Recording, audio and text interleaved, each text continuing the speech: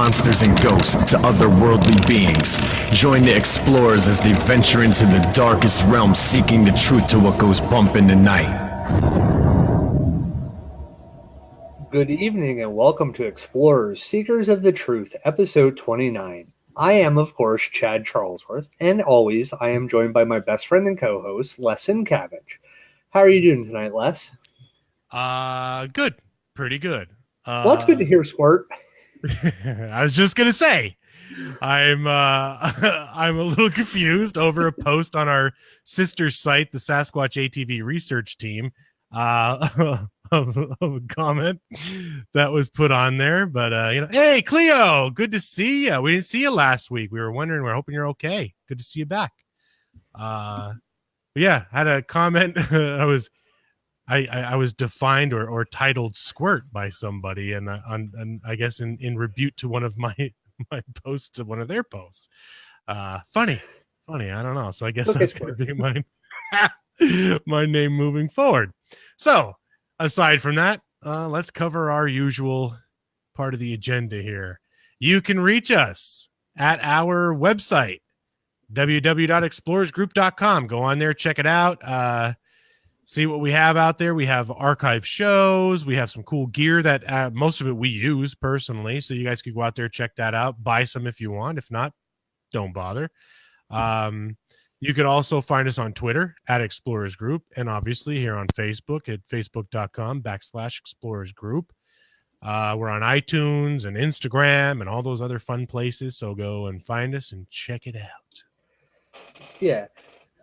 So, last week we were discussing a, rest haven nursing home. And yeah, I had one of those moments when I was at work on Friday.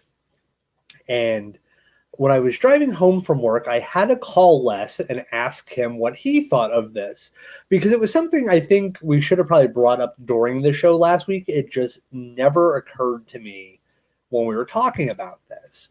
And what I'm referencing is we were discussing a place that was, allegedly haunted, and, several of the buildings where a lot of the activity had happened over the years have since been, demolished and new structures built on the, in those areas. And even some of it is, just open field. And it kind of like popped in my head as I was, at work. And I was like, what happens if a spirit, now, again, this is all, subjective, but if a spirit is in, like, we're going to use Rest Haven because this was what really triggered it. If it was in the building from 1912, I believe was the building that was demolished in 2004 or something like that. Mm-hmm. So if a spirit is in that building, mm-hmm. and that building is no longer there, mm-hmm. What is, like, my question is, where does the spirit go? What does the spirit even realize that the building's no longer there? Is it attached to specific things like the wood or the stone, and it goes then wherever that stone goes? Or is it something like, in that dimension or realm, whatever you want to consider it, they're living in their time frame. Mm-hmm. And that's where you get into like the residual hauntings, intelligent hauntings, and stuff like that. I mean, an intelligent haunting would in my thought process, and of course this is only my opinion, would have to have a concept of the current structure around it, where residual haunting is just that replay of a moment in time.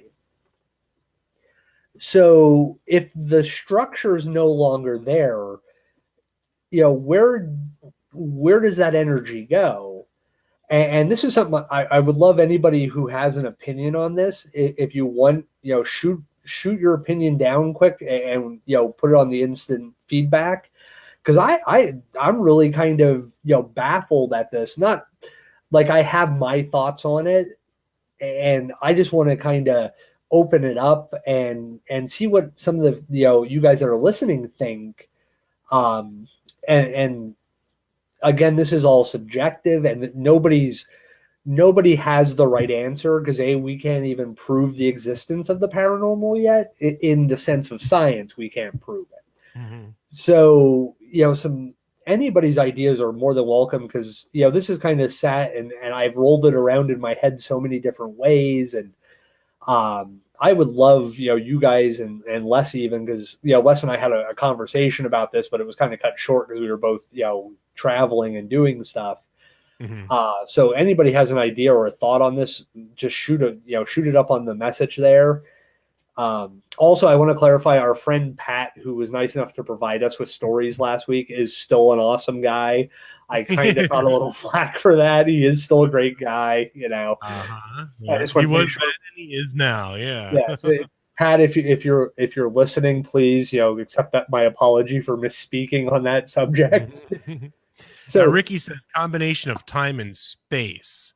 Uh, can you elaborate more on that, Ricky? I know you're just doing comments, but I would say that supposedly we all have an energy, and so they say energy is never ending. That energy, once it's started, it never ends. So if these souls are that were within the building, and there were a lot of them, based off of the stories that we heard from friends and family, once the building, just because the physical structure is no longer there, I'm pretty sure that the energy would still remain in some way, shape, or form. That's why I guess, a lot of times when you hear different kind of ghost stories, where there was at one time, excuse me, like a house that, had a tragic thing, and people said, oh yeah, it's haunted, this and that. The house is torn down. People still drive past and they might see the spirit of someone or something in the lot where the house was, or strange activity would happen even at the neighboring houses and the neighboring properties. So does it transfer? Does it travel? This energy, and is it still the same spirit? You know what I mean? Does that energy then get absorbed or used by a different kind of entity? mhm. Whether evil or benign. Yeah. Could it be a demon that attaches itself to that energy source and uses it to manifest? Yeah, see, that's the thing, and like Cleo brings up an interesting point. I kind of know the story that she's referencing. There over the years there have been like plane crashes, and they at times recycle some of those parts that aren't damaged. Like in plane crashes, not necessarily like catastrophic plane crashes. Like Yeah, yeah. sometimes, planes skid off the runway, 2, 3 people die in the crash, and then they start, you know, using parts from that. I mean, there are airplane junkyards the same as there are, automobile junkyards, Mhm. and they start, salvaging the parts off there. And I know with like a lot of the airlines, they don't allow their employees to talk about ghosts or hauntings on airplanes and stuff like that, because people do actually bring up those stories, and they kind of like, oh well, I don't know anything really about that, I've never had any experiences, and they kind of brush you off. But people have reported, I mean, James Dean's car, that he had died in, there were stories about that. There's, you go to a junkyard, you find tons of wrecked cars. Odds are sooner or later somebody had to have died in that car, Yeah. especially with wrecked vehicles. Um, so yeah, you do get like, there's stories. It's almost like a spectral attachment. You know what I mean? Like that one show that was kind of based on it. What was it? Haunted Collector or something like that, where there were possessions that were supposedly haunted, dolls like Annabelle, Annabelle, little boxes that were, precious to the previous owner or many owners ago. yeah, And it held that energy. And I think a lot of times, depending on what the building was made out of, what the foundation was made out of, like if it had like if under the building, say there was a lot of limestone, supposedly limestone is a good conductor of spirit energy or spirit activity. Perhaps if it's the foundation that's holding that energy and or else creating that loop, like you said about residual hauntings. It keeps playing it back. Or maybe the building itself, the mineral that was used in building the structure had something to do with it. Well, that's what I was thinking. Go ahead. I just happen to have one of the plastic Easter eggs on my desk. Okay. Yeah. I carry them around often too. So say this penny is a spirit. Okay. And we'll use the Easter egg as a house per se. So it's inside the house. It's inside a vessel. It's inside a containment. Right.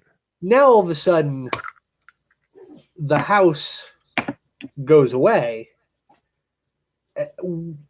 This would, like, with science, if the house goes away, the penny falls away. Right. Still a penny. Gravity pulls it to the ground. Spirits don't necessarily work on that same, scientific theory, but it just, certain structures, because you hear all these stories about,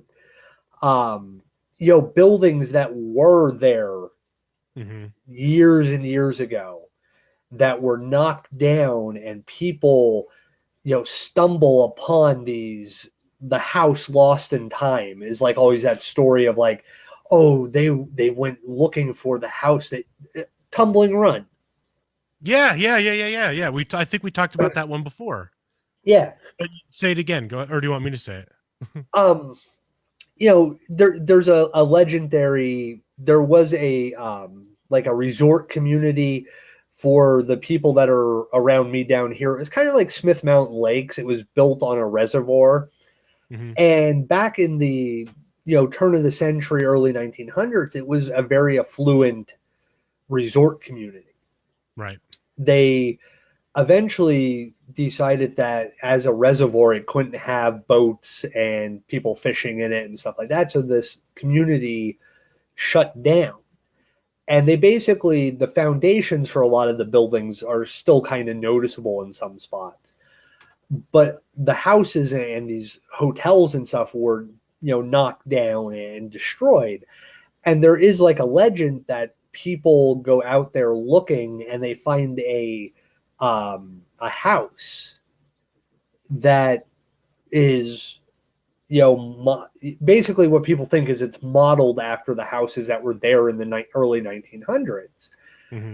But they basically go in, they disappear, and they're never heard from again. And it's kind of like the house is almost like a spirit on its own, and it creates a vortex or whatever word you want to put in there that basically traps people inside of it and then disappears because the house isn't really there. Right. People are seeing almost a spirit of a house, as strange as that sounds, or almost like a portal. Yeah, like the house is the portal, and a certain time of year or whatever it comes back, and the timing has to be right for this thing to come back. But those are, what's the word I'm looking for? Like urban legend. That's like, I guess that's an urban legend of where we were. Because I mean, who was the person that disappeared?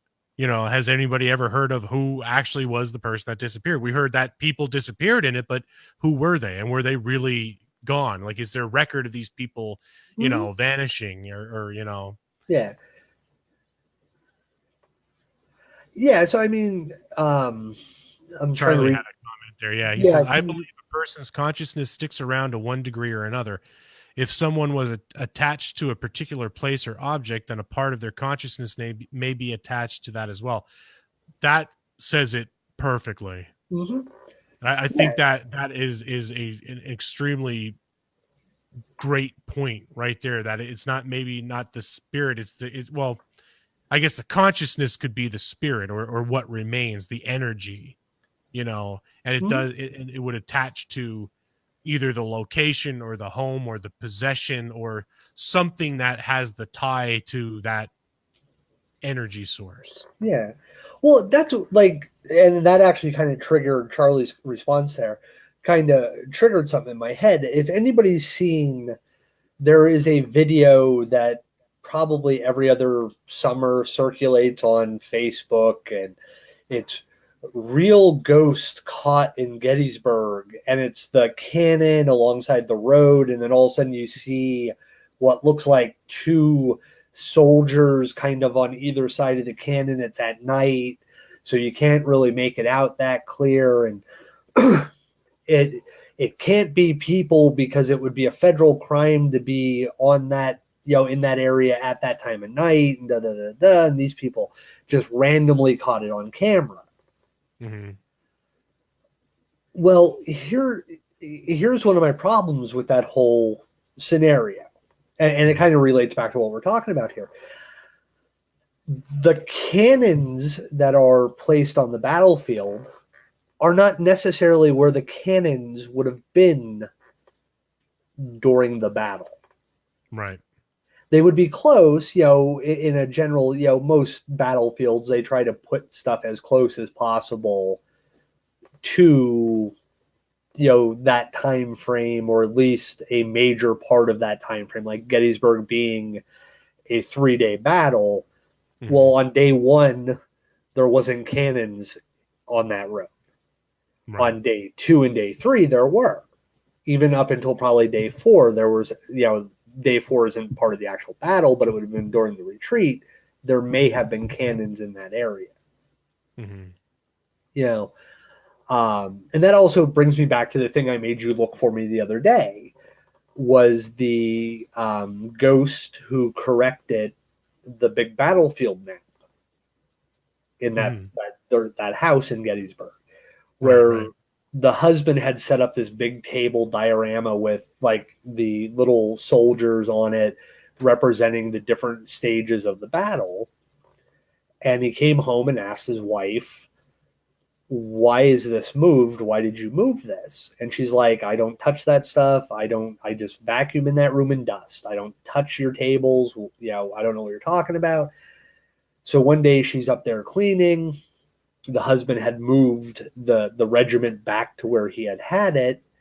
And she basically said she saw a bright light come out of the wall, and a man with a beard dressed in Civil War era clothing steps through the wall, walks over to the table while I think in the story she says he's smoking a cigar, and he's standing there with his hands, folded over in front of him, and he's looking and he's smoking his cigar, and he moves the one set of soldiers back to where the husband found him that time.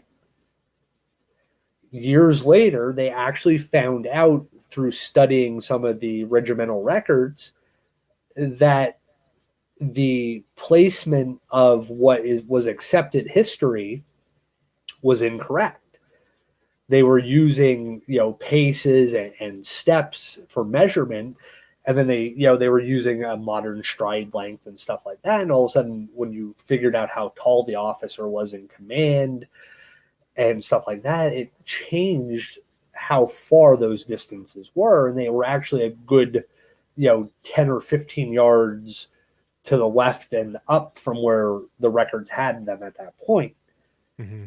So there was an intelligent spirit acting in a house that not necessarily not necessarily that he died in, or that he might have had an attachment to the house. Maybe it was offering him shelter and safety during the battle. It might have been his headquarters.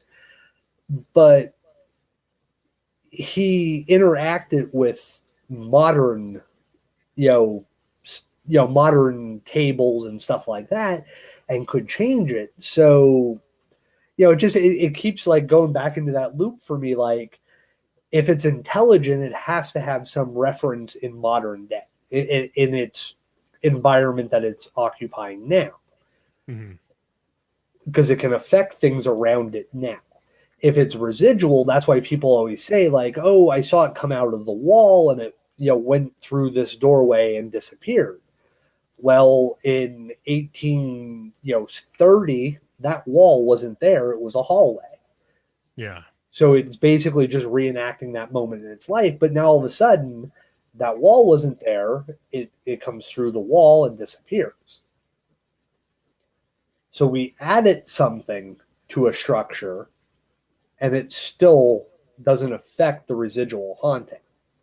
Right. So removing the building, would that affect it then? Like the whole structure being gone?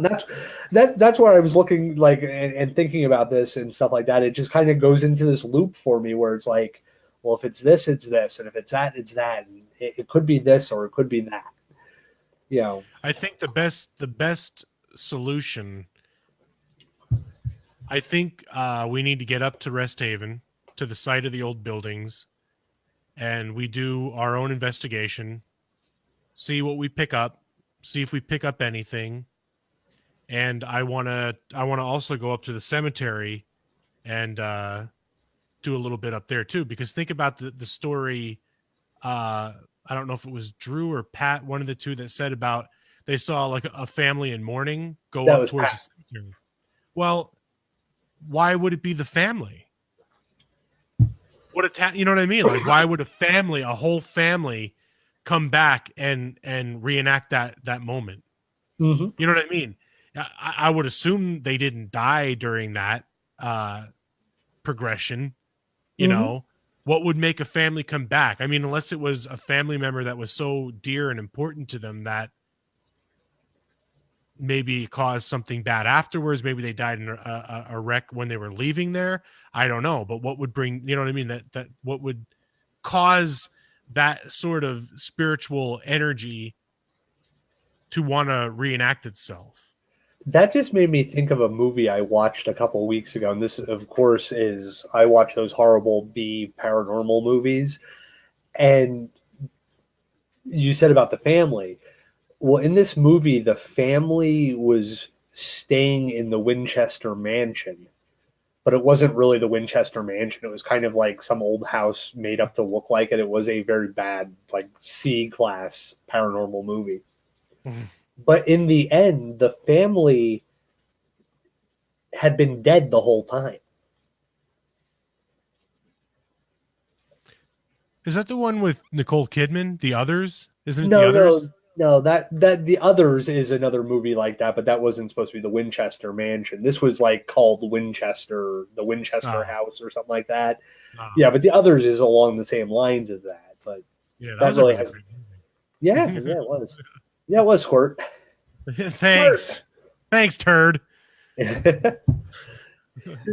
So, if anybody, ponders the question that I posed there earlier, and comes up with something, or just triggers something in your head, please feel free to send us a message, either during the show or yeah, or if you and your group, if you are part of a group, if you had done any kind of investigating or any kind of research into this same scenario, PM us, get in touch with us, let us know, because this is we've been pondering this, and I was like, man, of all the locations we've gone, well, I mean, even think about, I mean, in a way, Peach Mountain is kind of the same thing, where the house is burnt down, but you can still go up there and flash the lights to have the spirit come out of the house. But again, every time we've gone up there, nothing has ever happened.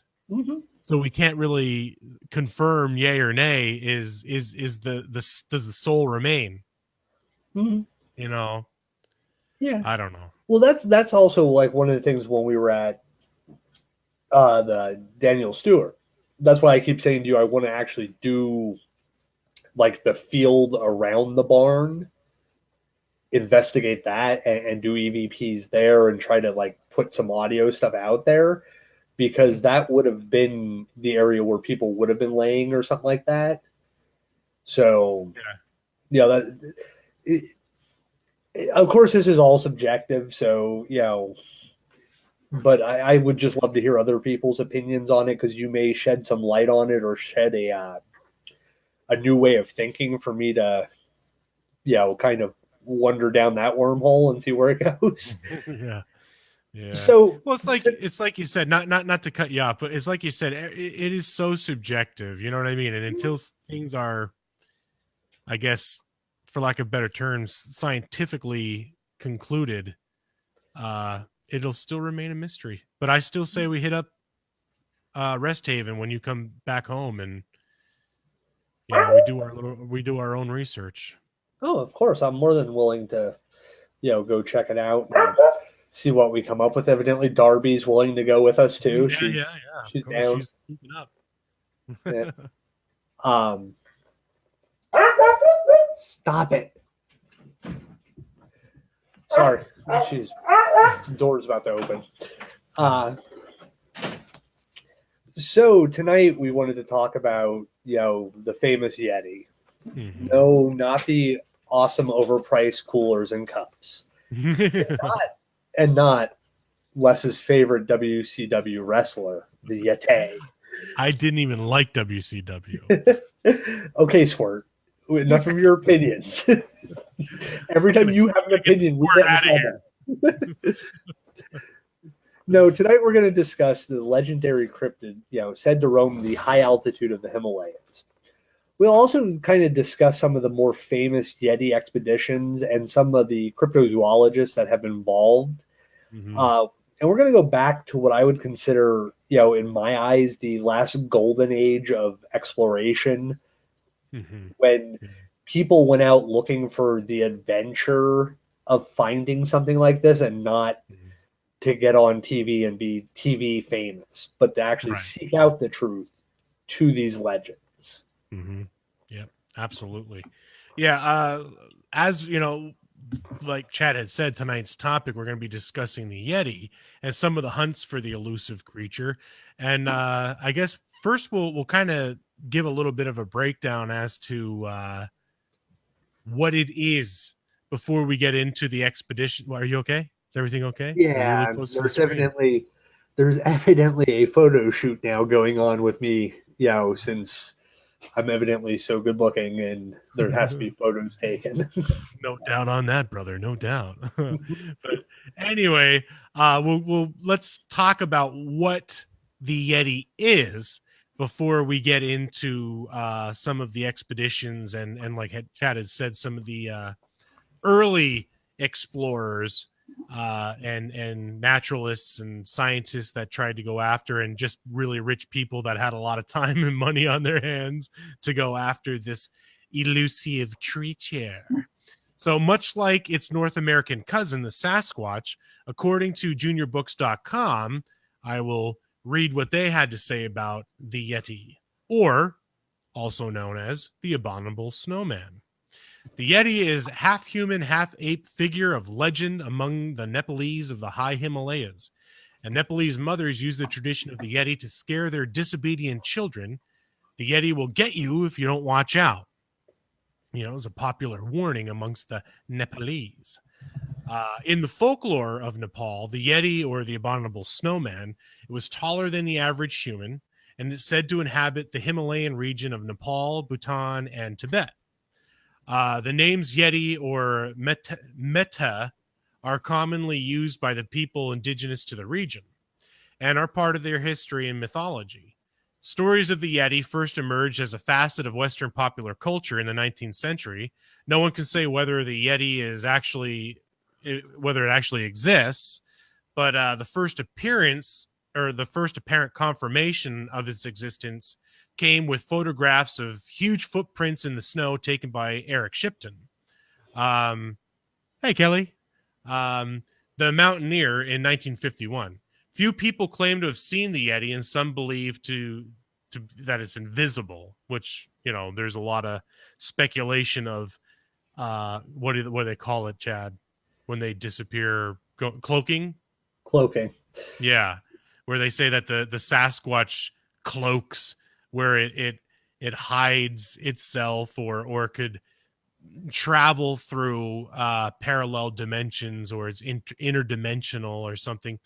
I'm not knocking anybody that has that theory. I don't subscribe to it, but there's a lot of theories out there, which is, and speaking of all the different theories, I guess that's how I was deemed Squirt this afternoon. Yeah, I was going to tell you to just stop at that point, but I figured, you are a one-man wrecking machine. You just keep going, Squirt, and I will sit back and be the nice guy that I am. I'm gonna squirt on through the show here, and as I was saying, few people claim to have seen the Yeti, and some believe it to be invisible. Like I said, skins which the Nepalese say have been taken from the dead Yetis more commonly turn out to be those of like goats or antelope, or the Tibetan blue bear, which is very rare, and the yak, the Tibetan yak that's up in that region. Excuse me, my throat's drying out. Tracks in the snow said to be the Yetis. Footprints. The footprints have proved to be those of a snow leopard, a bear, a wolf, or a fox, which have melted, and the shape had distorted or enlarged due to snow melt, which is pretty common. I mean, even there were some deer tracks that people had found in my area the one time, and it looked literally like a bipedal trackway of humanoid footprints. And after we got down into it, and you really looked at the track, and after one was casted, it was a deer hoof clearly in the center of it, and each one following forward, they all had the hoof in the center, so it was just a melt out, and the melt distorted, and it looked very, very human-esque and large. But hey, it's always good to try and find it, and then to just brush it off. But anyways, yeah, so it melted from the larger to form a larger, more man-like track, like I was saying, of the Yeti. Nevertheless, the legend lingers, and it may yet to be proved to have a basis in fact. The scientific community has generally regarded the Yeti as a legend, given the lack of evidence of its existence. In one genetic study, researchers matched DNA from hair samples found in the Himalaya with a prehistoric bear from the Pleistocene epoch. Pleistocene. I think I said that. Pleistocene. Epoch. Yeah. Epoch. Yeah. The name Abominable Snowman was coined in 1921. The same year, Lieutenant Colonel Charles Howard Bury led the 1921 British Mount Everest reconnaissance expeditions, which he chronicled in Mount Everest, the Reconnaissance, in 1921. In the book, Howard Bury includes an account of crossing the, I'm going to kill this, Lakpa La at 21,000 feet, 6,400 meters, where he found footprints that he believed were probably caused by a large loping gray wolf, which in the soft snow formed double tracks rather than those of a barefooted man. He adds that the Sherpa guides at once volunteered the tracks must be that of the wild man of the snows, which they gave the name Meta Kangmi. Meta translates to or as man bear, and Kangmi translates as snowman. Confusion exists between Howard Bury's definition of the term Meta Kangmi and the term used in Bill Tillman's book, Mount Everest, 1938, where Tillman had used the words Mech, which does not exist in the Tibetan language, and Kingmi when relating to the coining of the term abominable snowman. Further evidence of the Mech being a misnomer is provided by the Tibetan language authority, Professor David Snellgrove from the School of Oriental and African Studies at the University of London. This was like in 1956, who dismissed the word Mech as impossible because the consonants TCH cannot be conjoined in the Tibetan language. Documentation suggests that the term Mech Kangmi is derived from one source from 1921 that has been suggested that Mech is simply a misspelling of meta. The use of abominable snowman began when Harry Newman, a longtime contributor to the Statesman in Calcutta, writing under the pen name Kim, interviewed the porters of the Everest reconnaissance expedition on the return to Darjeeling. Newman mistranslated the word meta as filthy, substituting the term abominable, perhaps out of the article or out of artistic license. As Bill Tillman recounts, Newman wrote long after in a letter to the Times, "The whole story seems such a joyous creation, I sent it to 1 or 2 newspapers." So that's about all I got for the breakdown of the Yeti. Yeah, Probably a little excessive, but better to have more information than not enough. Yeah, and one of the things is like when they do have this mistranslation to filthy and stuff like that, and it becomes this, that's also somewhere along the lines of when the stories start to take on, oh, the creature had a smell. Yeah. And that's something you see in North America and in Chinese and Australian, stories about the different Bigfoot, Sasquatch-like creatures is, oh, they have this smell. Mm-hmm. And then you talk to some people who say they have eyewitnessed these creatures, and it's a 50-50. Oh, yes, I remember a smell that smelled like rotten garbage and eggs, rotten eggs. Other people say, no, I never noticed any kind of smell or anything that, stuck out to me. Right. During, traumatic experiences, scents are one of the things that stick with us the longest. Oh, yeah. Actually, your sense of smell is your strongest link to memory. Mm-hmm. Thank you, Squirt. Yes, no problem. Squirt's always here to help. Yep. But go ahead. Sorry, you could finish your point there.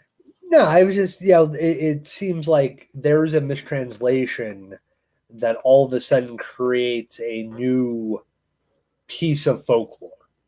Mm-hmm. Like it adds to this story of a, what they consider man bear or snowman. Mm-hmm. All of a sudden now, oh, it smells. And then all of a sudden, all the other ones have to take on this characteristic of, oh, it smelled like this. Right. How many people actually... Go ahead. How many people actually know what rotten eggs smells like? That you would be able to just like, oh, it smelled like rotten eggs or a wet dog, or wet dog would be a little easier. Yeah. But wet dog mixed with wet skunk mixed with rotten eggs. Wow, you have a life if you know what all three of those kind of smell like mixed together. Yeah, right. Well, and true, like you were saying about the mistranslations and stuff like that. It's kind of like that game that you used to play in grade school where, Whisper Down the Valley. What's that? Whisper Down the Valley. Yeah, exactly. Where you're told something and you have to pass it along to maybe 7 or 8 kids in a line. And by the time it gets to the end, it's nothing near what you were told originally. Mm-hmm. And especially, I mean, that's just kids sitting in a row. Imagine a story coming from halfway around the world by multiple different sources. Everything's going to misconstrue. And then you have the elaborations of people who, all right, well, like you were saying, like the whole Hollywood theory, better, faster, stronger, scarier. Mm-hmm. Oh, well, if I'm going to take this home, I'm going to make this story even more elaborate to really, either scare or thrill or entice people to want to believe me or gain interest in, Mm-hmm. So all that adds to the subjecture, I think, to a lot of the cryptid creatures that are out there, you know. Yeah. And it just seems like if one of the subset of a cryptid has this feature, then all of a sudden you notice an increase in the other subsets also having this feature starts to develop. And it's just interesting because as somebody who looks at history and stuff like that is kind of more interested in the history of the folklore, sometimes more interested than the actual creatures. It's interesting to see where that moment in time that part of the story becomes part of the legend. Right. Where it's not just, oh, they witnessed this. All of a sudden it was like, oh, there's a mistranslation that becomes, this word that gets, as part of the name. Then all of a sudden the name leads to the, oh, well, it had to have stunk because they call it this. Well, I remember years and years and years ago that the abominable snowman, the abomination was this horrid smell. There he is. Look at how cute. But you know what I mean? The abominable snowman was the smelly, hairy beast, of the snowy caps of the Himalaya. But yeah, so where's the first expedition that we're going to be going into? Let's see. Our first featured explorer and his work in cryptozoology and the furthering of science and understanding, Thomas Baker Slick Jr., more commonly known as Tom Slick Jr., who was the focus of a biography written by Lauren Coleman in 1989 called The Tom Slick and Search for the Yeti, and Tom Slick True Life Encounters in Cryptozoology. It's another one. Where is it? Which way am I going here? There. Good book. Good book to read. So, of course, it is Thursday. So we're going to have fun fact Thursday. Yeah. Tom Slick's mother was remarried to Tom Sr.'s business partner, Charles Urschel, who had actually been married to Tom Slick Sr.'s sister, who also had died young. Urschel, was actually kidnapped by Machine Gun Kelly and was held for 9 days, and Kelly had received over $200,000 in ransom for him. And Kelly was actually the one who coined the term G-Man for the FBI. When he was arrested, when he surrendered to the federal agents, he said, "Don't shoot, G-Man." And that later stuck as what the FBI and stuff like that became known as in the 50s and stuff like that in those movies. Second fun fact about Tom Slick. Tom Slick's father was known as Dry Hole Tom.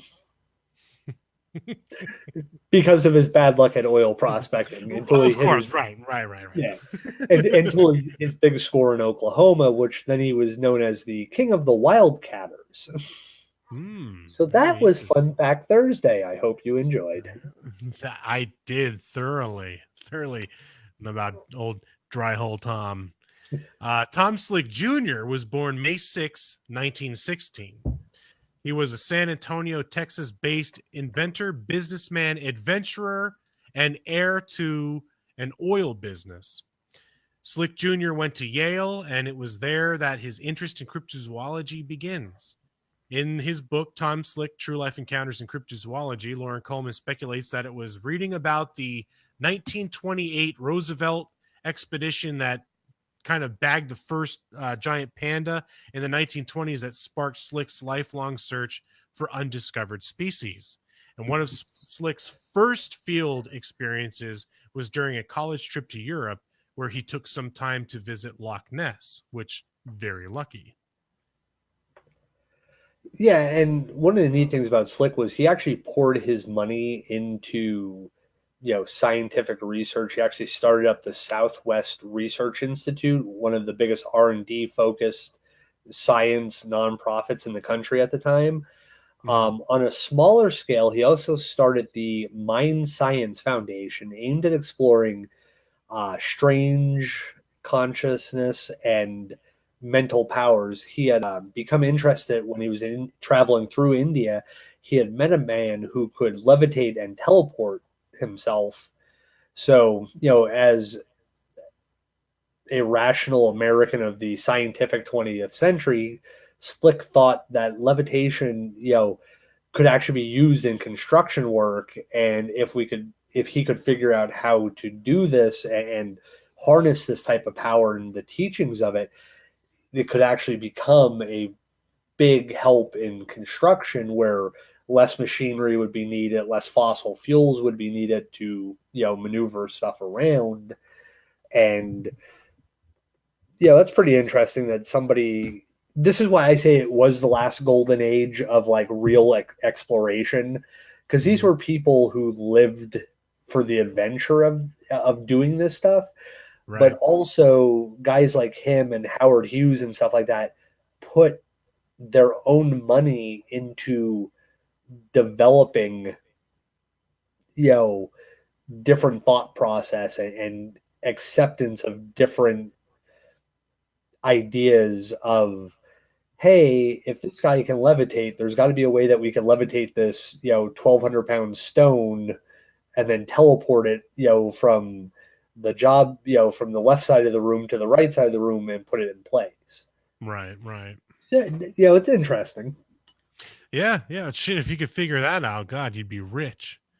Well, I think that was his point. He did have even more money to enjoy. Fund these expeditions. Yeah. I mean, I wish I was born with a silver spoon in my mouth to be able to go on wild adventures like this. Because I would love to rekindle that whole, like you said, like the golden age of exploration and expeditions and whatnot, to go out to prove and find the truth, not just to go out and, profit off it in a sense of other means, Mm-hmm. But anyways, in 1956, that was the year Slick got serious about the abominable snowman, or the Yeti. In his earlier trips to India, he had stories about the ape man of the Himalayan mountains, and to Slick, a man who had once driven to Arkansas to buy a barnyard freak called a hote, seemingly half goat, half hog, that he had read about in the Ripley's Believe It or Not. Not comic, and then unsuccessfully attempted to breed the monster with goats and hogs. This was too good to pass up. The New York Times in October 1956 ran an article about Slick in Nepal armed with bloodhounds and a helicopter, but the local government put a stop to his expedition, demanding he be sponsored by an organization of repute or the United States government. This wasn't the only bureaucratic hassle Slick would hit in Nepal.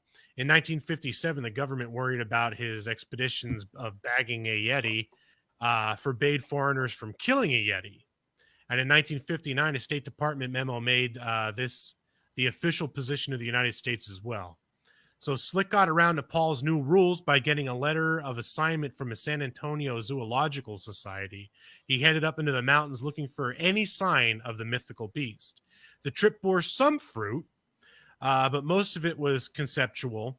After spending lots of time talking with the natives and showing them pictures of many sorts of animals, including artistic renderings of Australopithecus, which is a prehistoric human, Slick came to the conclusion that there were two kinds of Yeti. One was about 8 feet tall and black, while the other was smaller and reddish. Again, the two common colors that are often said of the Sasquatch in the United States and, well, in all over. He also photographed and made casts of some prints on the ground, as well as collected droppings and hair. But this was to be Slick's last trip to Nepal. While taking a bus up a steep mountainside, the vehicle lost its brakes and began careening downhill. Everybody bailed, and Slick landed hard on his knees. The injury and the concerns of his mother, who was probably still wound up from him crashing in the jungle just, a year earlier, kept him home from then on. And he only funded future expeditions. He didn't physically go out on them anymore. Yeah, that's one of the neat things about people like Tom Slick was he actually crashed an airplane crash in South or Central America, and basically was in a plane crash, made it to a village of like somewhat primitive tribesmen, lived with them for 2 weeks while surviving on parrot meat, and then was rescued. Like, those kind of guys are pretty badass in my book. Yes. I survived a plane crash. I hiked to a village where good chance they probably killed me. Lived with them for 2 weeks, was accepted into their tribe, ate parrot meat, and finally somebody kind of found me. Then a year later, I'm in Nepal in the, traveling around Nepal on some rickety bus with bad brakes. And it goes careening down a mountain. Yeah. You bail out of it, still survive. Yeah. In a foreign land. Oh man. You're right. Like they epitomize badass. Yeah. So, one of the things that, everybody always kind of talks about is the Pang Boche hand, which is an artifact that was in the Buddhist monastery in Nepal. And, people have contended that the hand is that of a Yeti and scientifically recognized animal, purported to live in the Himalayan mountains. Mm-hmm. Now, the expedition in 1958, had turned up some interesting artifacts in the Tibetan lamaseries, which I believe is like the lama, they're like monks and monk stories, if I'm not mistaken on the translation. The group photographed the supposed Yeti scalp that was kept as a relic, and as well as this hand. The hand was debunked by Slick himself, but the group came across another more intriguing artifact, another mummified hand, something that was much harder to fake. Mm-hmm. The mummified hand, because like a hand, people die, they cut off a hand, they put it in a box and say that's a hand of a Yeti. Mm-hmm. Okay. A mummified hand would have, a process and stuff like that. So it'd be a little harder. You would be able to find traces of chemicals used to do the mummification. Right. So you'd also be able to find a little more of the bone structure and stuff like that. If it was a human hand, be a little bit easier to figure out. So this is where, the legendary story of Jimmy Stewart smuggling the hand, well, actually him and his wife smuggling the hand out of Nepal in her garment, her underwear, her negligee bag. Yeah. Because back at that time they wouldn't search a married woman's bags, especially, but her unmentionables would be strictly forbidden to be searched. Mm-hmm. Right. So, that's where that kind of story comes up. It's basically, Tom Slick turns to Hollywood for help. The last expedition had been co-funded by another wealthy Texan, Kirk Johnson. Johnson, in turn, was a good friend with big game and a good friend and big game hunting partner of Jimmy Stewart. Yes, the actor, of course, Jimmy Stewart. Mm-hmm. Slick asked Stewart to help him get a hold of the evidence from the mummified hand, which was in the monastery. And then one of Slick's men stole the thumb bone and phalanx of the hand, replaced it with human bone, and then the supposed Yeti parts were given to Stewart, who smuggled them out of the country. Mm-hmm. Now, years ago, the techniques of analyzing the bone structures and stuff like that, and different pieces were ruled inconclusive, with a lot of people thinking that it may have been the hand that had belonged to a Neanderthal. Later, as science progressed, that was debunked.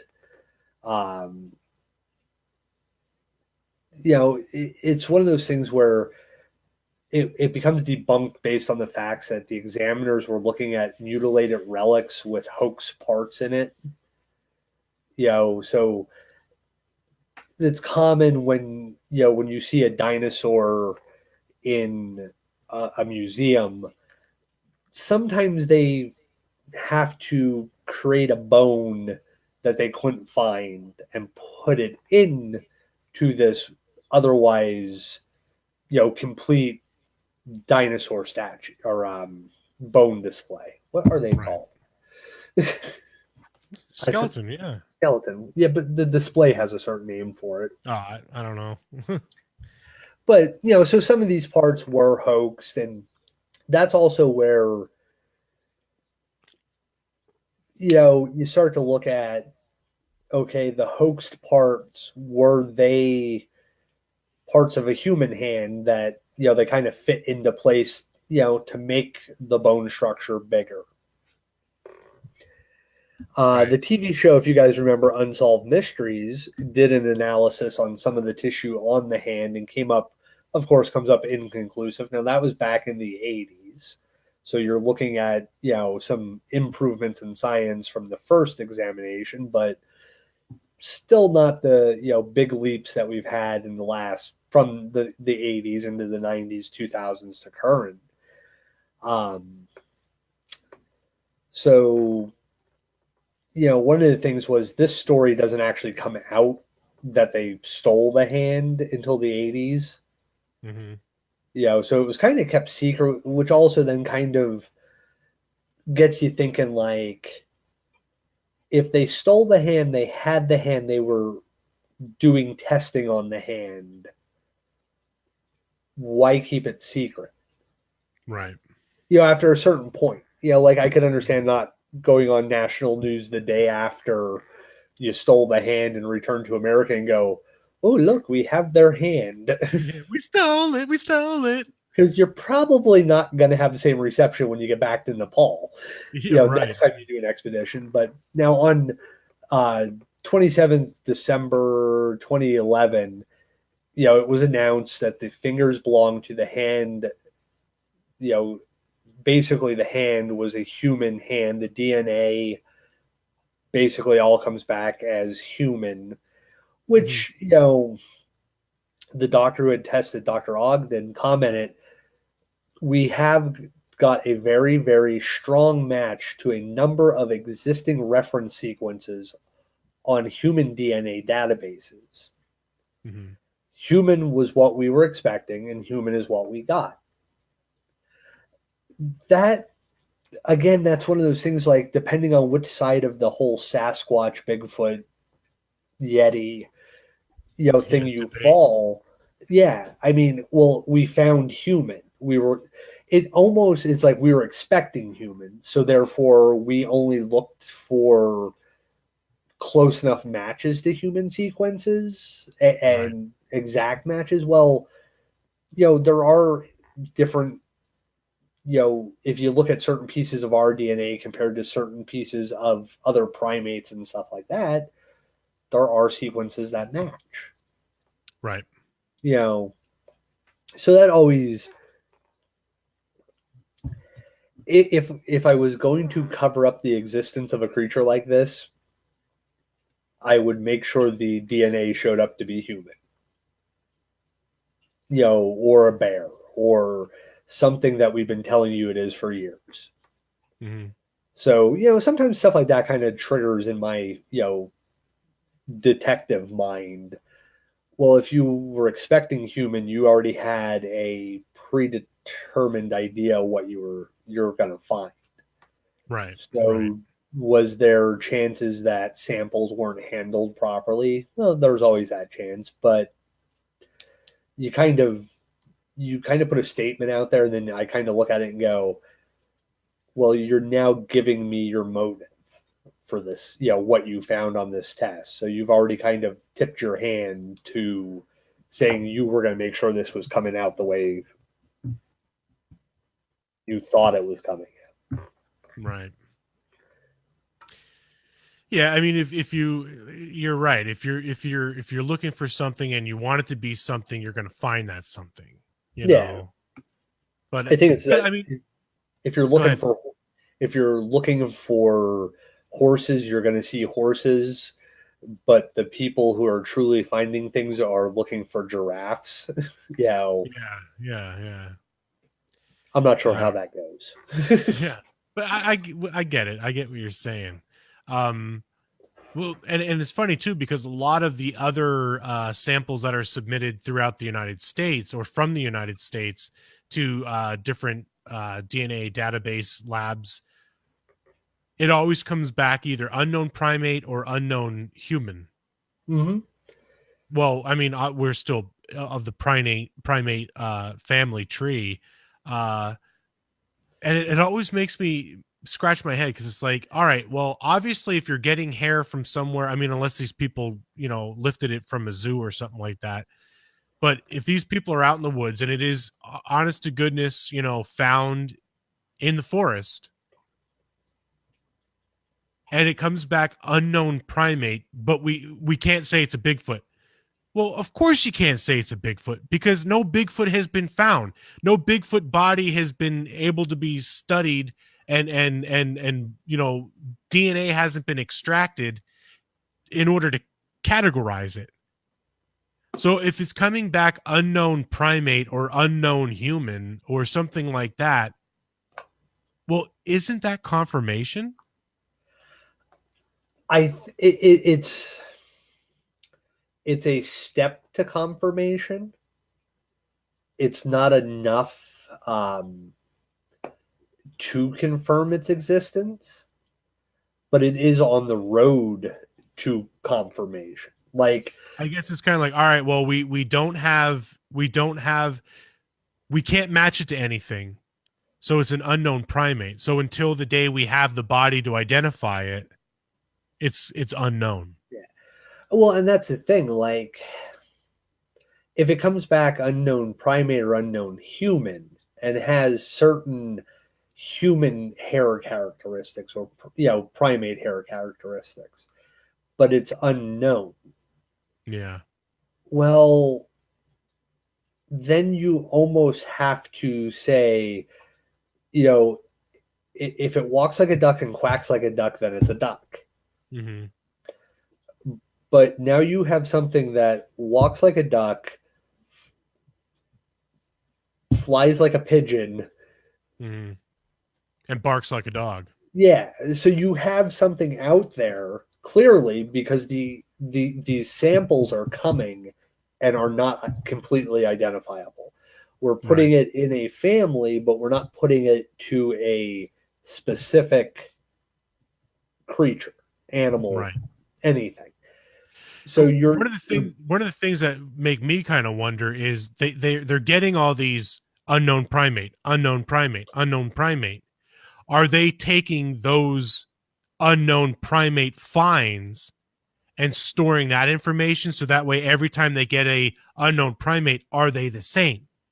Like, is it the same genus? You know what I mean? Like, if you say, all right, well, I took samples from 50, let's just say 50 Kodiak brown bears, right? And you can say, all right, well, all these samples have a almost apples to apples DNA structure. So it's a Kodiak brown bear, right? Mm-hmm. So if you're taking all these quote unknown primate samples, wouldn't you think scientifically and logically that you should be taking these samples and creating a database on them so that way any other future samples that come in and they're like, okay, well, this is coming up unknown primate and it matches identically to this find that was in Washington, but this one was found in Pennsylvania. Mm-hmm. Yeah, there almost has to be a lost and found for this unknown primate DNA. Exactly, because I mean, if that's how it's going to really start building a stronger push for the scientific community to really go out there and make a more wholehearted effort to do research and try and find this creature. Because if you're getting all these samples that are continuously coming back the same breakdown and the same DNA code, well, obviously there's truly is something out there that warrants further investigation. Well, what would to me would instantly warrant further investigation is the fact that in Washington State, in Pennsylvania, in Ohio, in these different areas, Florida, Texas, Oklahoma, British Columbia, the fact that they're getting hair samples that are coming up unknown primate. Mm-hmm. We don't short of us, there are, and zoo animals, there are Mhm. no other primates in North America. Yeah, and you have so many sightings and reports throughout the United States and all, well, really all of North America and all over the world for that matter. But I mean, let's keep it to North America. You have so many reports all around the U.S. and Canada, all over. Yeah. You can't tell me that it's escaped zoo animals in every one of those areas. Well, no, because that's the other thing. If it's a zoo animal, it's not an unknown primate. Exactly. They would They would already have a category sequenced for an orangutan, for a a gorilla. chimpanzee, for a Yep. gorilla. Exactly. Um, Exactly. So they and to couldn't come answer, back and say unknown. yeah, there would have to already be a A sequence. basis. Yeah. Yeah, even for that one gorilla, or there's an orangutan in Waco Zoo that was a crossbreed Mm-hmm. of like two different types of orangutan. I guess I'm not very good on primates, Mm-hmm. but they guess accidentally crossbred it, and then it had, like, they have this offspring, and it is the cutest thing in the world. It's huge, like it's not huge, but it's a big orangutan, and it is just the cutest thing to sit and stare at, and it'll look at you, and it has that almost human quality to it. Um, but that they have a DNA sequence for that. Mm-hmm. This crossbred creature. So that's not even going to come up as unknown. Um, but to answer, I saw something on instant feedback here. Ricky, I do actually believe they have returned the bones they took. Yeah. If I'm not mistaken, they did return them a few years ago. But it's like, it's Nepal. What are they going to do? Well, it was getting harder and harder for people to go up there and get any kind of information out of them because they were being robbed. I think even the Yeti supposedly Yeti skull cap, which ended up, after testing, it ended up being the height of like a goat or a yak or something like that. Like Um, a Ciro goat or something like that, yeah, which is a yeah, goat in that area. which isn't surprising. But they weren't letting anybody in to look at anything because after the testing, like, oh no, they're trying to say that it was a goat, but we know it was a Yeti, and people are stealing the hand. We don't want to show anybody because now it's literally under lock and key. Um, I think they returned it in out of good faith to kind of ensure future expeditions because the Nepalese government and whatnot weren't letting people up there for a while. So Yeah, I mean, whatever it's, government it is. yeah. Well, Nepal. Is it Yeah, China or is it? China is in control of Tibet. Um, I don't. I guess Nepal is its own government, from what I remember. I'm not 100% sure. But Uh, now, one of the interesting things, like we were talking about, like Tom Slick and stuff like that, after his injuries and stuff like that, he actually turned his attention to the American Yeti, the Sasquatch. yeah. And, you know, he led field expeditions himself in the Pacific Northwest and discovered many tracks, and had made many casting. One of the unfortunate things is his notes from the period have gone missing, and they were probably destroyed by his family, around the time of his death, Hmm. which is odd because he was kind of known for doing this stuff in a way, and kind of being that maverick, out there adventurer, you know, to destroy his notes, I kind of find that odd. I think the notes may be out there. I just don't maybe think the family wanted them released to the general public for some reason, be it that Hmm. there was some kind of idea of, future profit from them. They're a wealthy family, oil and stuff like that. They were, shrewd business people. So, Yeah. you know, if his notes are out there, I would hope they'd be released in book form and be available for all of us to look at. Yeah, that'd be great. He also had to do with the funding of the search for the orang pendeks in Sumatra. Mm-hmm. Which a lot of people call Littlefoot. It's I guess the Hobbit form of the Bigfoot. We talked a little bit about that in one of our previous shows, which I would love to get Adam Davies on the show and talk about his time out in Sumatra looking for the orang pendek. That's something I'm trying to work on, see if I can get him on the show. He would be great to talk to because he actually was in Nepal. He went on a few expeditions out there looking for the Yeti, and I think he was there at the same time Josh Gates was out there looking for the Yeti. Both out there with networks, I believe. One was Monster Quest and the other was Destination Truth, and then Gates went back again with Expedition Unknown, but we'll talk about that a little bit more later. Mm-hmm. Yeah. But one of the things with the orang pendek, if you don't mind me. Yeah, go ahead. Yeah. The recent archaeological discoveries in the area have shed interesting light on the orang pendek, a previously unknown species of humans called Homo florensis, which we talked a little bit about in one of our past shows, nicknamed the Hobbits. Were living in the Indonesian archipelago as recently as archipelago. That's what I said. Yeah, archipelago. Okay. whatever Okay, Squirt. Right. As recently as 12,000 years ago. So, I mean, think about that. I mean, in the grand scheme of time, 12,000 years is not that long ago for, especially in the sense of evolution. Well, and just in like human, interaction with its environment, that's not that crazy of a number.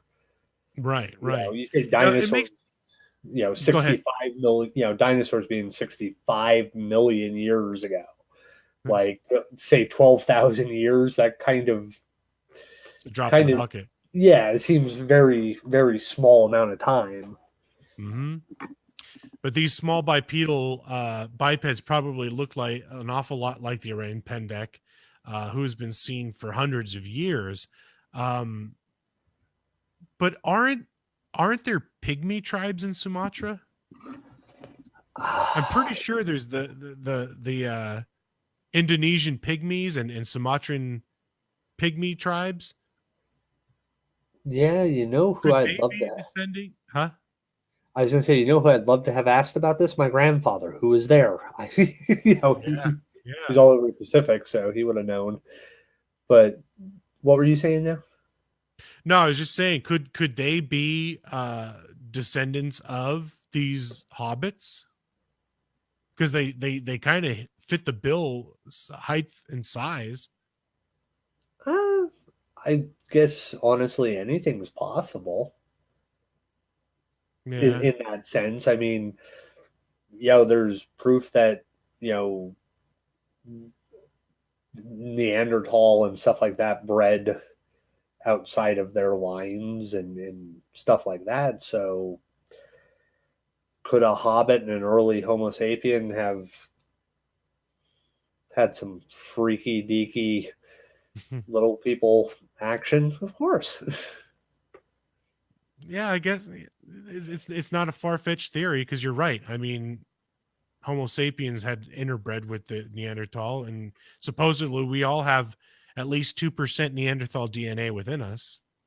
Yeah, so, some people, I think it's even higher, like close to the 70% or something like that. Their lines. I'm out of water. Uh-oh.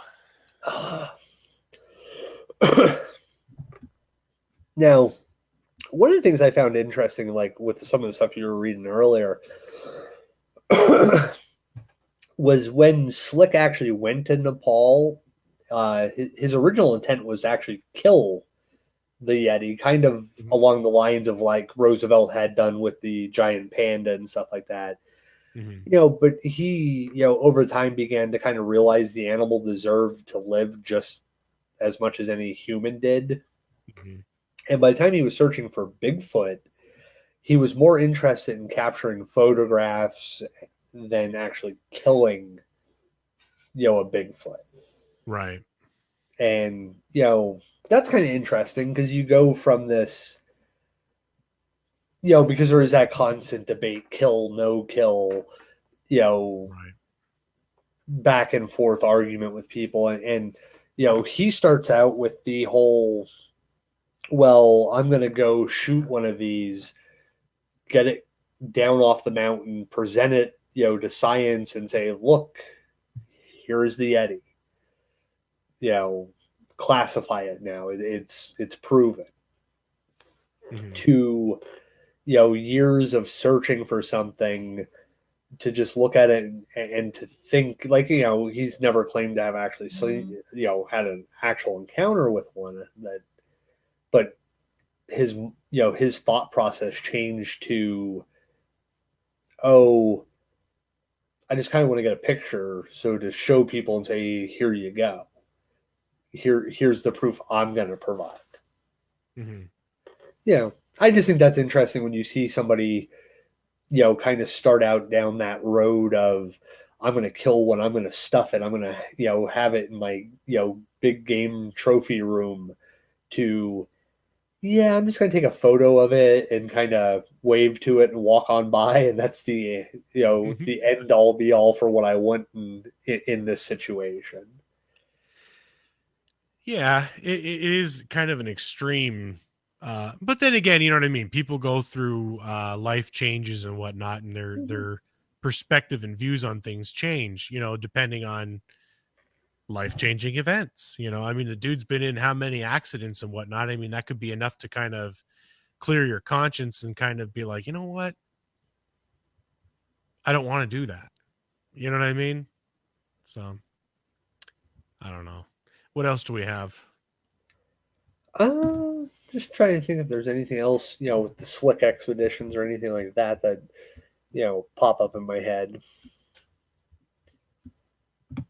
But now, you said about life changing events and stuff like that. I mean, the man lived through one plane crash, a bus crash, and then in 1962 actually dies in a plane crash in Montana Mm, on his way to hunt in Canada, and some say it was possibly searching for Sasquatch. He mm. was 46 when he died, and when He's he young. died, yeah, I mean, really, I mean, his dad died young, his aunt evidently died young, he died young. Um, his cryptozoological efforts, basically died with him at that point. Hmm. Even his science foundations got a little less paranormal and became more conventional in its research and stuff like that. So it you kind of lost a great you know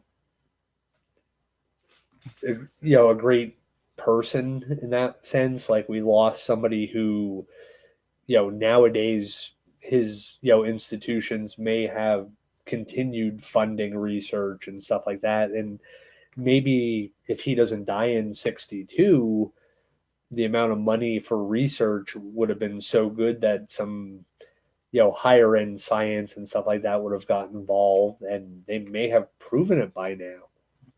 Hmm. you know they may actually have one or two that they could bring in and you know observe and put in not a zoo to like stare at, but like some observation areas and stuff like that, and just kind of get an idea what it really is, and how it communicates and stuff like that.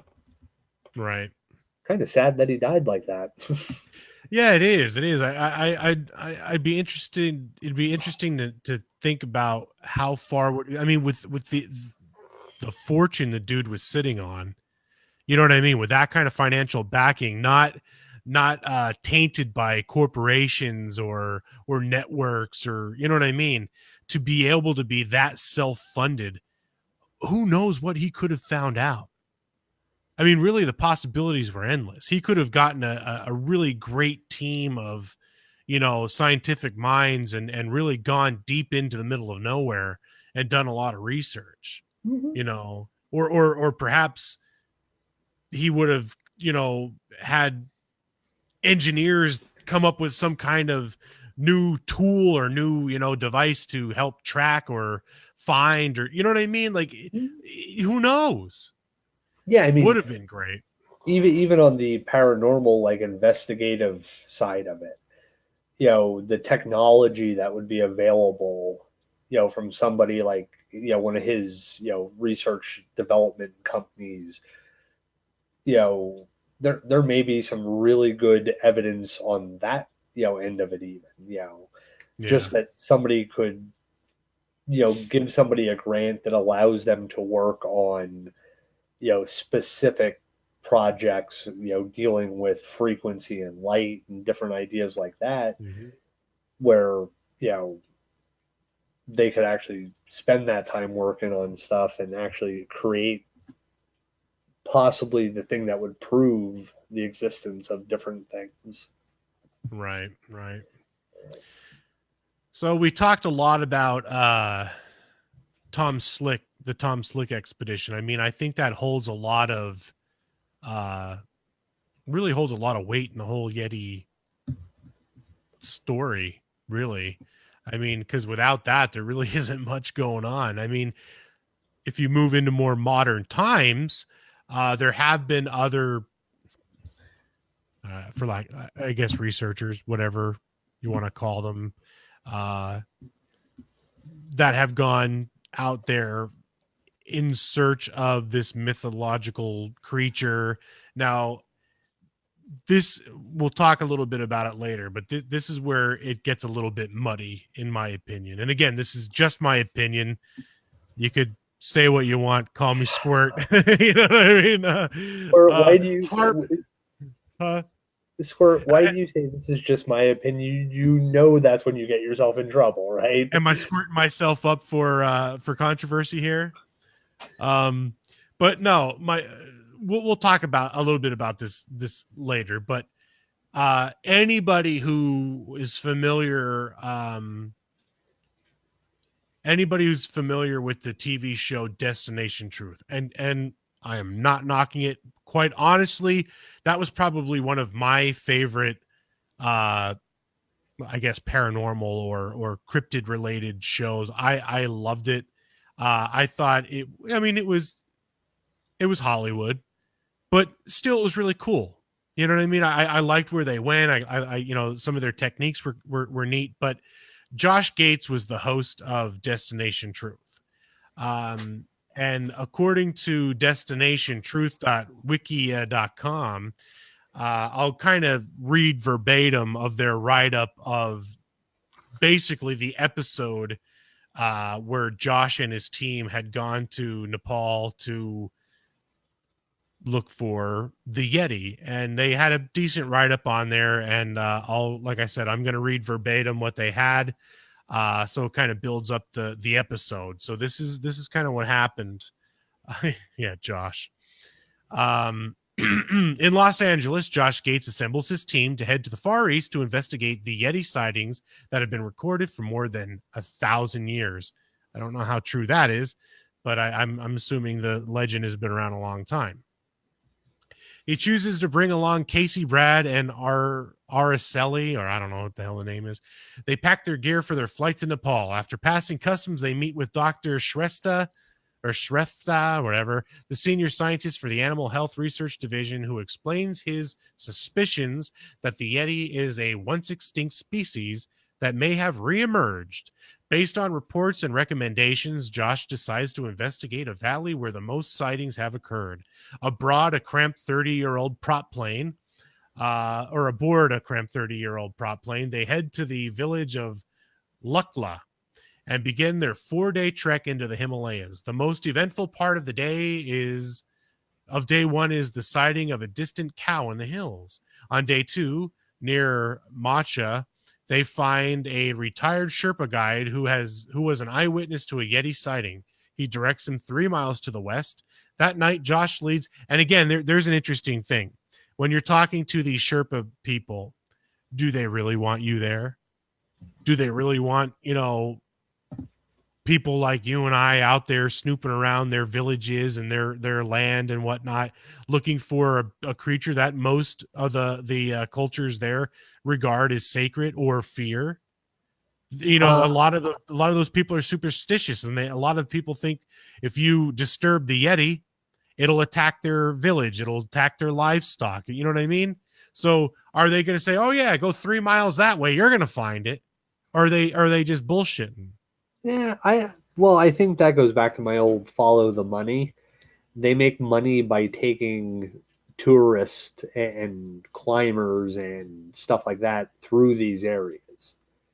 Right, but do they realize? I mean, they're not stupid people. I mean, they may not be technologically advanced as we are, but they're not stupid.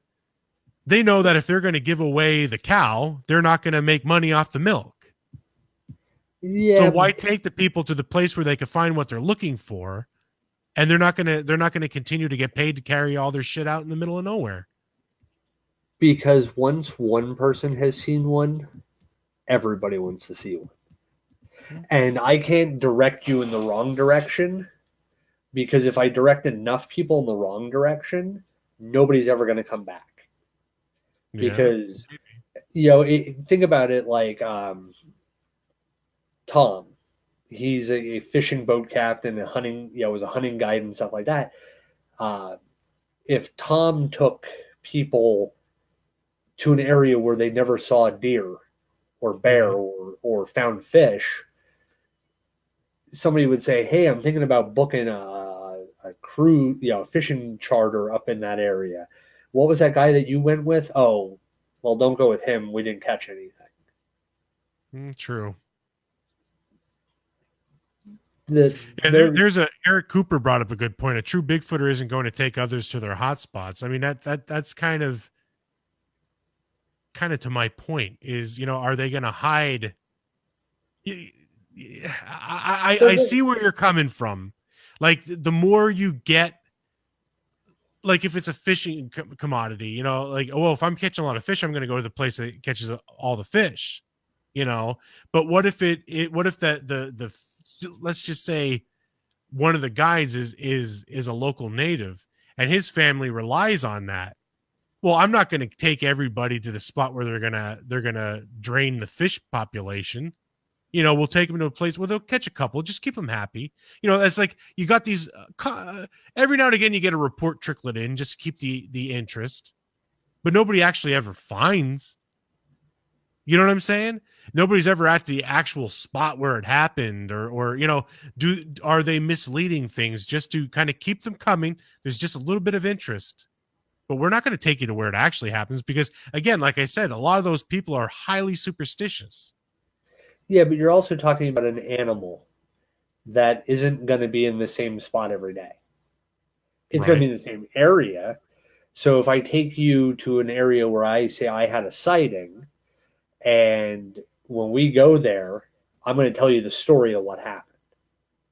Well, it's not a guarantee you're going to see one. Yeah. But now you're going to tell your friend, like in this case, it's a television show.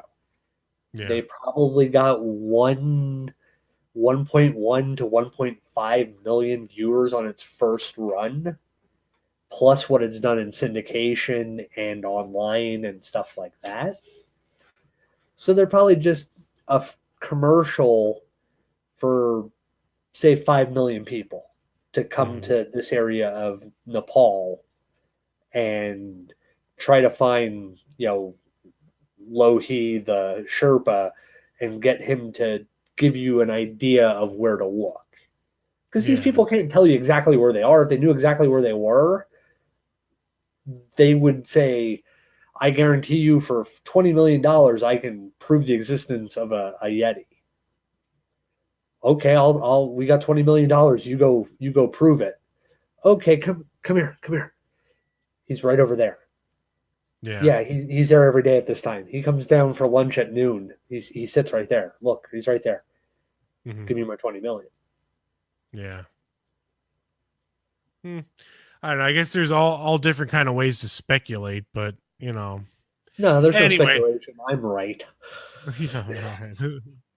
All right, I'm gonna get back to the story here. Let's see, where was I at? Day two, directs him through. Okay, that night, Josh leads his team into the tree-filled hills, despite the sub-zero temperatures. They find a cave that has some sort of animal droppings by its entrance, but its interior is devoid of life.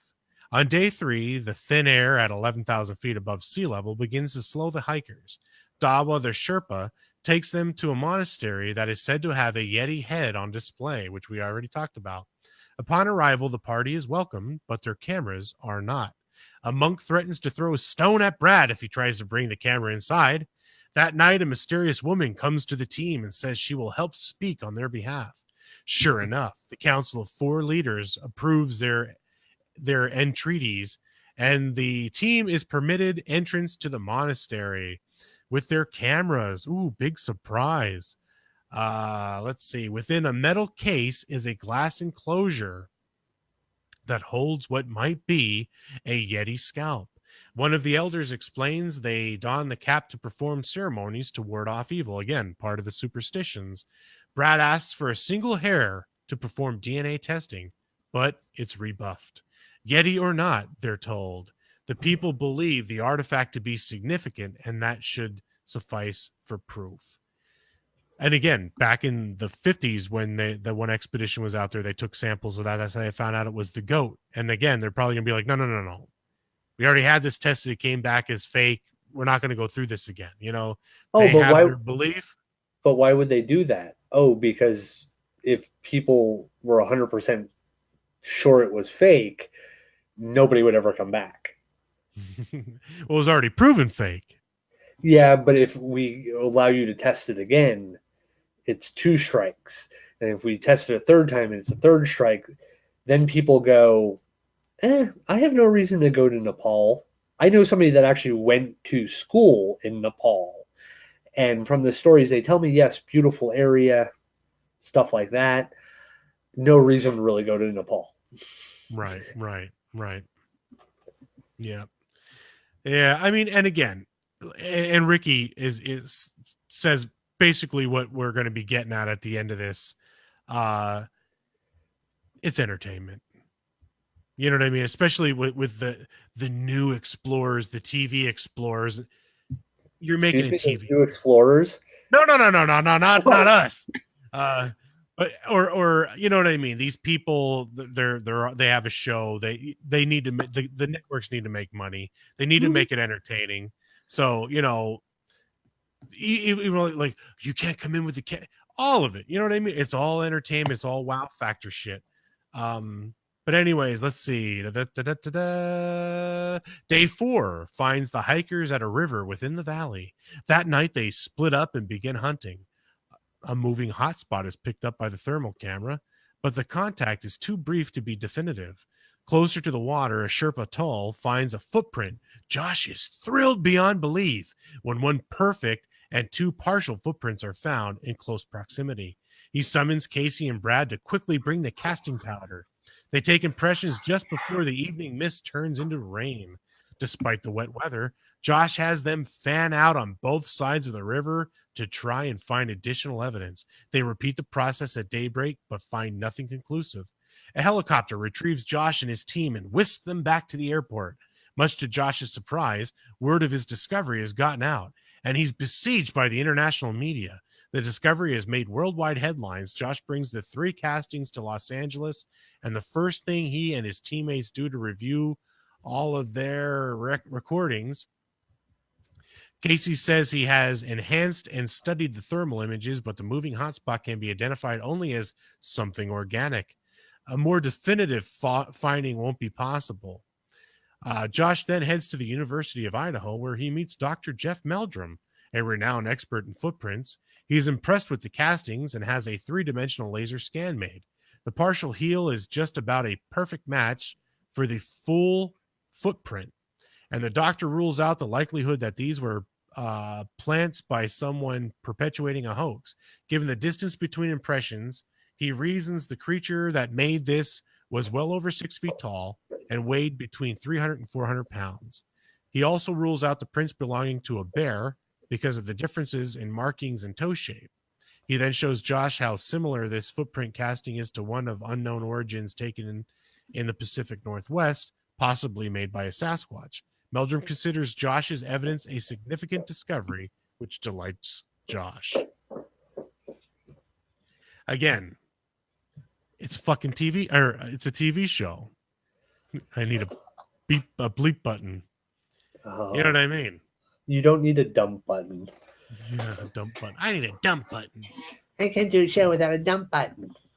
I do one every week without one. But I just saw a comment Ricky posted. That was something that we were kind of talking about before we went live. Was it is great scenery and location, but there's little research and time in the field in those areas. But there is so little information that has trickled down. Like when you start really looking for Yeti information, you get a few snippets here and there, but I mean, a lot of the stuff I was looking at was coming from back in the Tom Slick era and even earlier. I mean, yes, Josh Gates had just been there within the last couple of years and stuff like that, but that's TV. That's the entertainment investigation. It's not the real investigation. Not knocking Josh in any sense of it. I actually do enjoy his shows and stuff like that. So I don't want to seem like, oh, they're knocking Josh because he has TV. No, he's actually an enjoyable presenter. I did like a lot of the stuff they were doing on their show, and they just got picked up for another season, I believe, of the TV show. Yeah, you're right. It's no knock or no disrespect towards Josh. I as an entertainer, I find him very entertaining. But the problem is, if what he found was real, because of the platform he's on, I can't believe it. I mean, it would have to have a lot of verification from other sources that aren't TV famous. Yeah. I mean, it's just, I love Ghost Adventures. Of all the paranormal shows out there, I love Ghost Adventures. I think what their show is very entertaining. But again, can I believe that what they're finding is true? No, because it's a made for TV entertaining show. So that alone erases credibility in my point. And finding Bigfoot, I'm not even going to get onto that. Like that I take nothing from that show seriously. It is pure, and it's more of a comedy to me than anything, the way that show is produced. And again, I'm not, those people as individuals may be very dedicated and very serious researchers. I'm not knocking them individually, but the way that show is produced is comical. You know what I mean? And I think I've watched one episode, and I Twitter talked with the girl that's on the show one time, because she had posted about In Search Of and stuff like watching the original In Search Of, and that's it was like a big Twitter chain, and she had liked and replied to the comment and stuff like that. That was the extent of my knowledge of that show. I saw like one episode, maybe part of one episode, and it didn't thrill me. It looked like they tried to slap four personalities together and tried to, make it into something more than it was. Right. But I don't know. The point to all this is Josh's find could very well be legit, but again, being that it's a made for TV means of entertainment, I can't buy it. and it's unfortunate because I really think that, like you were saying before, that golden era of explorers, the golden age of explorers and expeditions, if you will, it's so kind of tainted by this new media means of expeditions that I don't know. I would love to see something like this, the Slick Expedition and stuff like that, come back again. Not televised. You know what I mean? Just send a group out there and let them really do the research and see what happens. I don't know. Yeah, I think that's the whole thing. Like, it is, you have to do something entertaining to stay on TV. You have to, you have to fit a time frame. You have to, you have to have the Q rating and your Nielsen ratings and stuff like that have to be around this and that. And, Right. You've got to do the interesting topics. Yeah. You can't just have a passion for a specific. You have to go, look at all the paranormal shows and stuff like that. I mean, they've all beaten down the same doors, Mm-hmm. the same couple of locations, but then all of a sudden you start looking and they're like, well, we have to go to Romania, do a 4-week shoot in Romania and get 3 episodes out of it to say we've done something somebody else hasn't done yet. Yeah. But it's entertainment, and that's I mean, it was kind of what we do this for, is to kind of entertain people. Well, entertain and educate, I think it is more, not saying that everything on our shows is 100% fact, tried and true, because I mean none of this is, you know what I mean? There still is no definitive proof of any of the topics that we talk about, cryptids, paranormal, and all that stuff, but we try and provide, to the best of our knowledge, what could be the most best case scenario. Yeah, we try to put them work all on with the table. Yeah, you put them all on the table and kind of weed through the crap and try and find, the gem amongst the junk. But I think Crystal had posted they're limited on time and not long enough in the location. That's true too. Like that's what I was saying before, is you need that old school exploration where they're out there for months at a time, living in the locations and setting up camps in the remotest areas, not just, okay, well, we're going to spend a week here and day 1, 2, 3 out of the 5 days that you're there spent traveling to the location. You're not really at the location, for a few days, I don't know. Yeah. I mean, I think,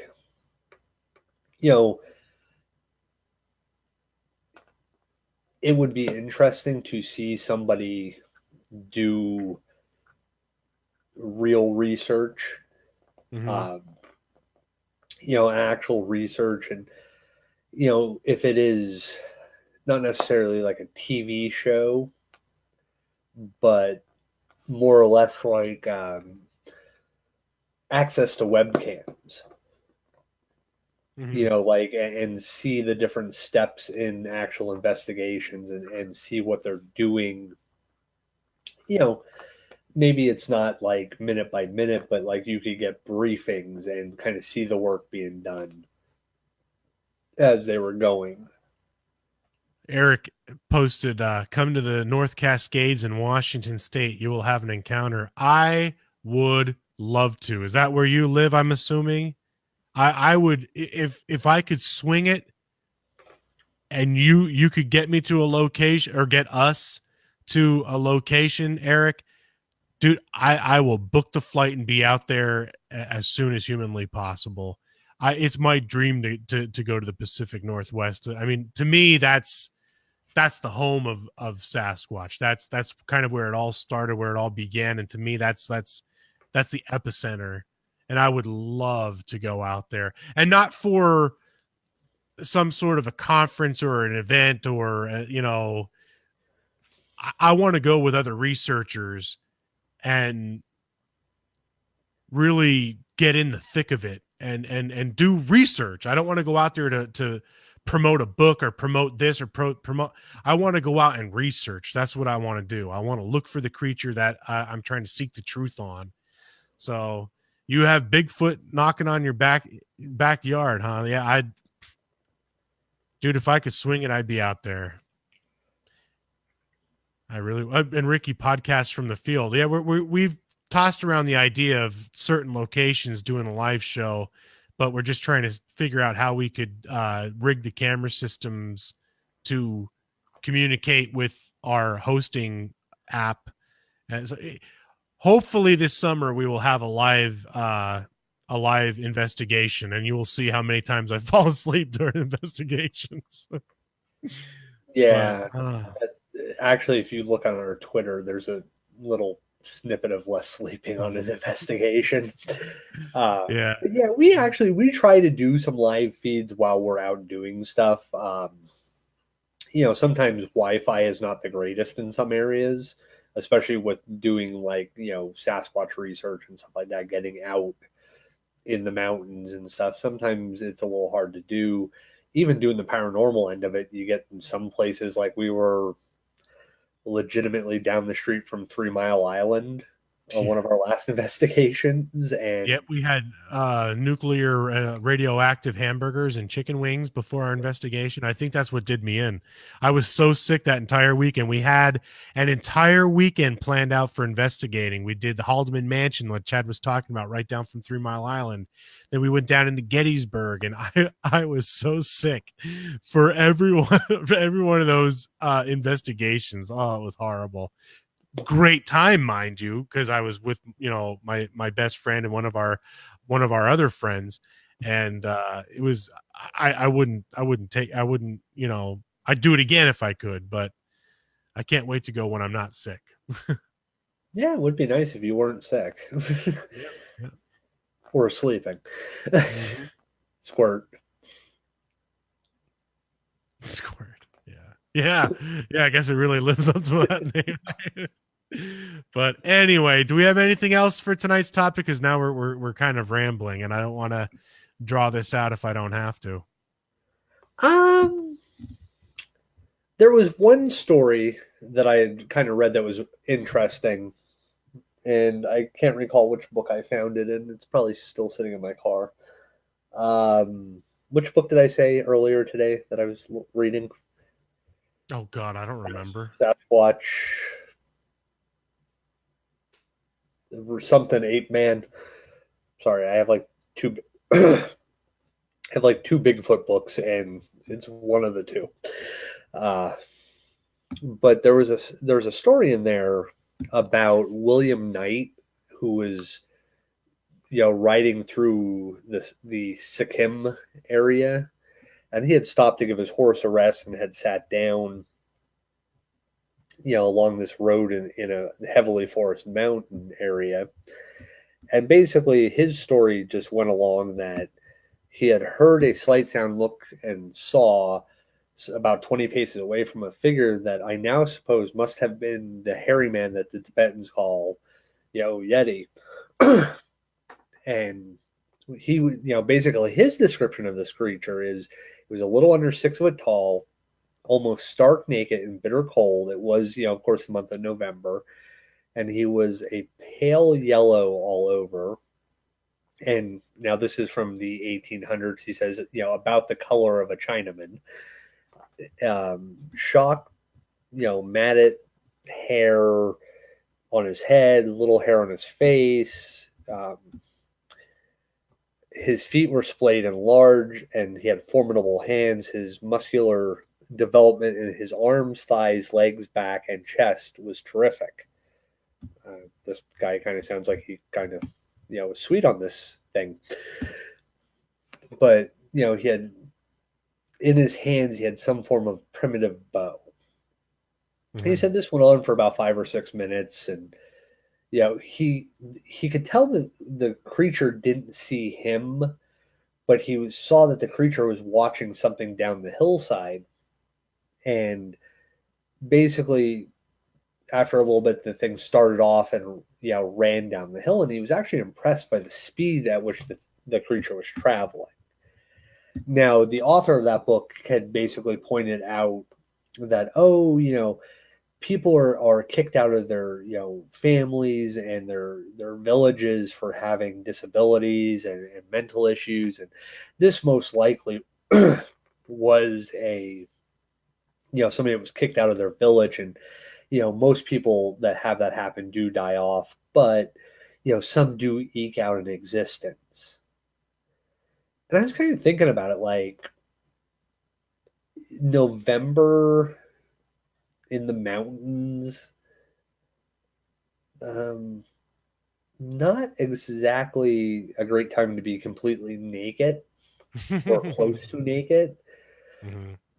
So, and it also triggered something that was kind of interesting. A lot of the stories of the trackways being found and sightings of the Yeti seem to occur around November, or the tracks are found in and about November. So it kind of seemed interesting that November might be a migratory time for them. If they do migrate again, this is another theory that could be, argued for years.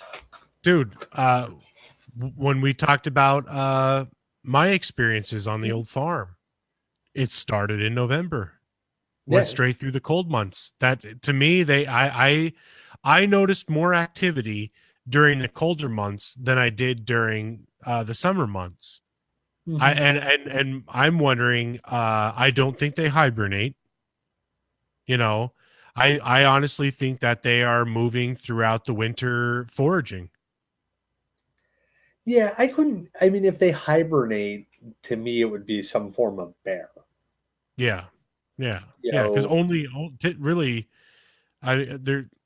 there's no other primate that hibernates to my knowledge. Yeah, I can't think of any. I mean, I'm not, again, an expert in primatology, but I've never really heard of any that hibernate for any extended periods of time. I agree with Eric. He says they don't hibernate, they follow the food. And I agree with that 100%. Because I don't know if you heard our show before, Eric, on it's called Squatch on the Farm. It was 3 episodes ago? I think something like that, like 3 episodes ago. Wasn't it last episode? I had lived on a property. Huh? Wasn't it the last episode? No. Our last episode was Paranormal Experiences. Oh, so it was the one before that. Yeah, I think so. It was like 2 or 3 episodes ago. But okay, anyway, it's on our website. You can find it on our website. Kelly, I don't think it was November. It was in the dead of winter when those college students went out hiking and whatnot, and were supposedly tracked and killed by a Yeti. And like the last picture they took on their camera was of some human-esque creature, bipedal creature, kind of peeking out of the wood lines behind them on the trailway. There's a lot that goes on with that. I mean, that's a rabbit hole if I've ever heard of one with that whole story. There's just so much that's related to that. But that, I think, was in January. Oh, Eric. Well, thank you for approving our show. I appreciate it. And go back and listen to that. And I have a sister site or sister page called the Sasquatch ATV Research Team. We have a lot of stuff posted on there that's in relation to that show's topic. I lived on a farm. It was on 150 private acres, just a few minutes from where I'm living now, the same town. A lot of things happened. I'm not saying it's Bigfoot, but a lot of things happened that I couldn't explain. And if you listen to that show and you go to our sister page and look at some of the stuff we have posted there, if you have all these encounters that you're claiming you do, maybe you could kind of help shed some light on my situation. So if you don't mind messaging me and giving me some feedback and some insight as to things that you experience, I'd greatly appreciate that. But let's see.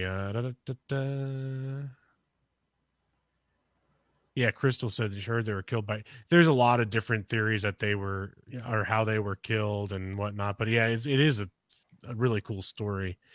But anyways, we're diverting here. Anything else topic wise? I think we pretty much covered all the notes. Yeah, I believe so. All right. Well, if you're cool with wrapping up, I'm cool with it too. I want to go in. I'm getting tired. Yeah, no, I'm I good. just got a message from Leslie. I got to get the kids up in their beds. So Aw. yeah, daddy duties gotta kick in. Yeah. Well, okay. So I'd like to thank my co-host Les, for doing such a great show tonight, and I'd like to thank everybody in the audience for chiming in and helping out. And Great participation tonight, everybody. yeah, you guys get an A for effort and participation. Yes, you do. Gold stars for everyone. I'd like to thank everybody as well. Thank you so much for tuning in. Like we always say, if it were one person or 1 million people listening, we do the show regardless, because this is the only time Chad and I get to really hang out since he moved down to Virginia. But the fact that you all tune in and you participate and interact with us, it's awesome. So thank you all. We do this for you all. Thank you so much. And let's and before we go, Jennifer, any Arkansas sightings? I think on YouTube there's Arkansas Sasquatch or something like that, a dude who has some videos of stuff that happens in Arkansas. And you could go to the bfro.org, I believe. They have sightings all over the United States, or even just simply Bigfoot sightings. Google Bigfoot sightings in Arkansas and see what comes up. I don't know of any in particular, but there are ways to find out. Like I said, bfro.org, I think it is. If you just Google search BFRO, it should pop up. It's pretty popular since Moneymaker started that and he was on Finding Bigfoot. Yeah, there's ways. And like I said, just Google Bigfoot sightings in Arkansas and you'll probably find a buttload, and there's probably more than you realize. So, yeah, thank you all again for tuning in. If you want to get in touch with us, you could find out. Not them. You can find us on our website, www.explorersgroup.com. We're on Twitter @explorersgroup and on Facebook, facebook.com/ or / whatever, Explorers Group. And we're on Instagram and iTunes and all those other social media places. So check us all out. But other than that, good night, everybody. And we'll catch you next week. Good night.